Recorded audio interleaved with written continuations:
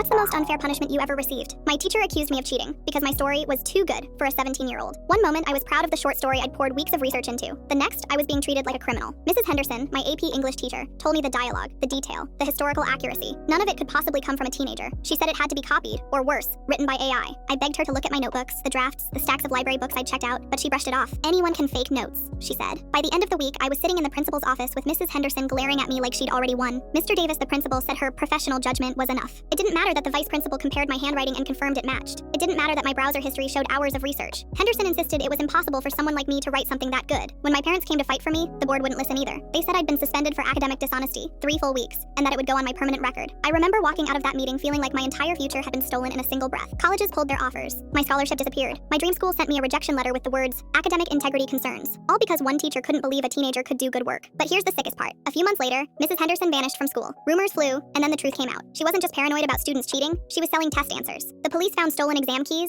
fake grade records, and thousands of dollars she'd made off desperate kids. The woman who'd ruined my name for being too good was the real fraud all along. We went back to the board with handwriting analysis, research logs, even testimony from other teachers who said my work was consistent. But they refused to overturn my suspension. They said Henderson's crimes had no bearing on my case. It was like being slapped twice. First accused, then denied justice. That's when we dug deeper. A private investigator uncovered her past. Student after student who'd been accused of work being too advanced. Kids who lost scholarships, who quit writing, who never recovered their confidence. I wasn't her first victim. I was her 20th. The truth eventually forced the board to back down. But by then, the damage was done. I'd already lost my top schools, my scholarship, and my shot at the future I wanted. And the worst part? No matter how much proof I had, it wasn't enough until her own crimes came to light. So now I'm left with the question that still haunts me. Do I let her lies define the rest of my life? Or do I fight back harder and expose every bit of corruption that tried to destroy me?